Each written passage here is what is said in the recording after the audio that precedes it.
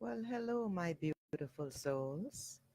This is Catherine Hidalgo, your friendly, intuitive catalyst conduit.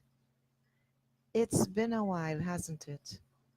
I have been experiencing something weird, wonderful, gut-wrenchingly painful. Well, it only feels wonderful, like right now in the past few hours, maybe.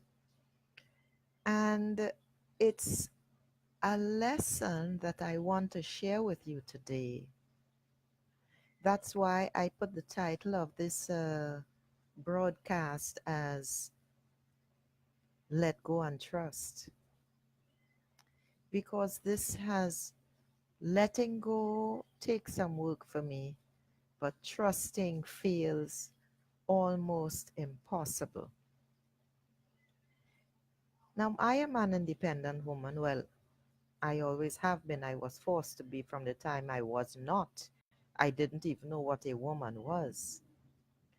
So it's very difficult asking for help. Just, I'm sure, like a lot of others on this planet. And forgive the thunder, it's raining, and that must be the angels upstairs playing boule, that French game with the balls rolling on the ground. Hence the noise that we call thunder. And basically, what's been happening is I've been feeling so lost, so alone. And I really, really didn't understand what was going on because this feeling is familiar. I mean, when I lost every all my financial abundance, first time I've ever used that term, but that's what it was. I mean, yeah, I was wealthy. I worked my ass off. I worked as a collecting fees, whatever you call it, as an in between in real estate when I lived in New York. Then, when I moved to Switzerland working for WHO, uh, a year after starting work there, I had my money brought over and I never touched it. And I never spent money on myself. Everything that I could spend, what didn't pay my rent and buy food and do take care of my little pleasures, I sent to my mother. But that's another story. And and of course they didn't need it. It was just a terrible habit. But anyway, so when I discovered after leaving WHO, and all of this is in my about me YouTube link, so you can click that to get the lowdown. But the bottom line is, after all, when I returned from a delicious trip to India after I left WHO after 16 years, to discover that Mr. Madoff, who is now rotting in prison, God bless his heart and soul, um, made off with my wealth, my abundance. Um, it took a while for it to sink in. I lived on off my friends who never asked a question. And then when I was fed up of that because I hated asking all the time for money, um, I just lived on teas. I mean, literally, I had a cupboard full of teas. I love tea. Most Americans probably don't know about teas. And they were all natural. And I had stevia, and that's what I lived on. Never thought about anything else. Never. I didn't consider it a hardship. And then I had to break down and ask my family for assistance. God bless their souls. And they gave it.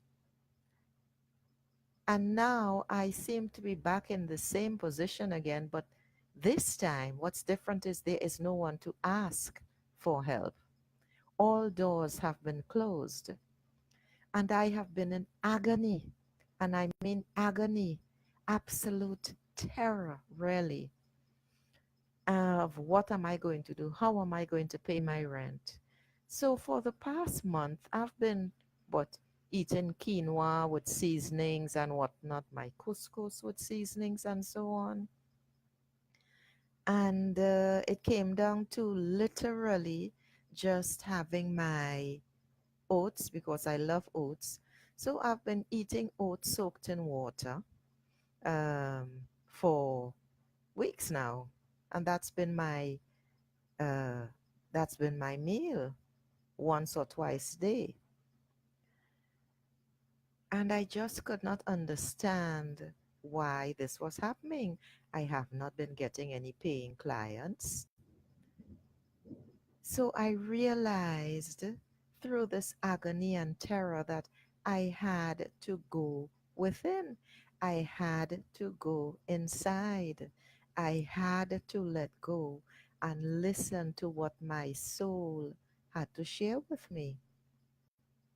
And this is what I want to share with you,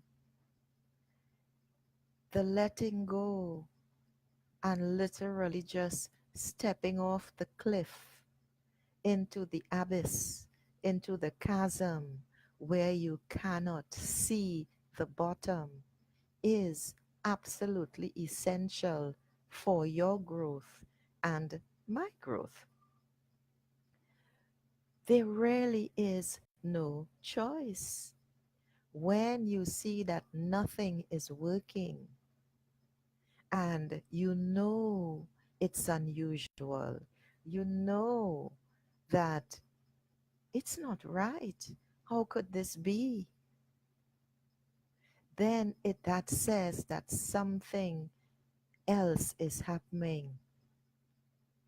So I went in, I sunk in, and let the terror fill me up. I wanted to give up. I really, really did. I had those thoughts.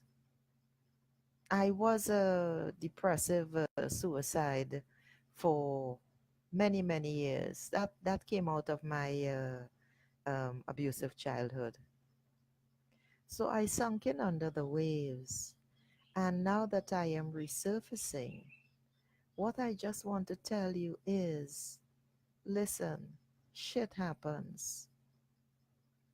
But you know what? Coming out of a long meditation just now, because I wasn't planning to come on, you got to understand that sometimes it's really, really necessary because you need to see where you have been, how you have been, and why you have been.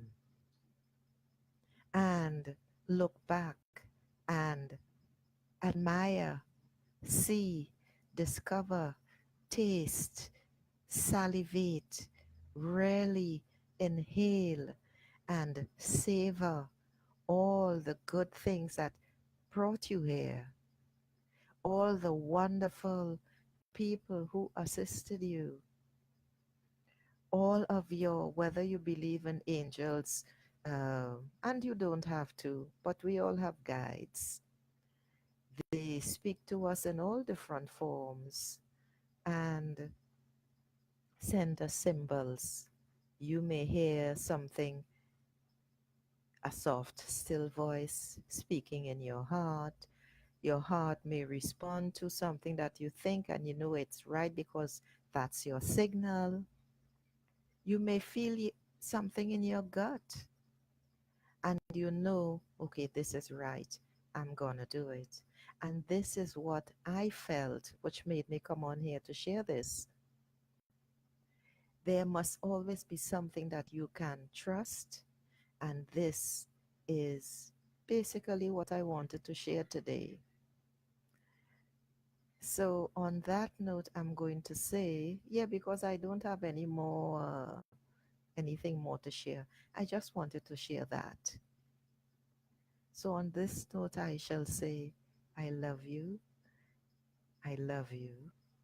And I will not be doing that 1800-hour meditation because I simply do not have the stamina after what I have been experiencing. But I will come on tomorrow for the autumn solstice because there is a meditation that I want to share, and this will be a silent meditation. It just came to me as I was surfacing. Bye for now, everybody.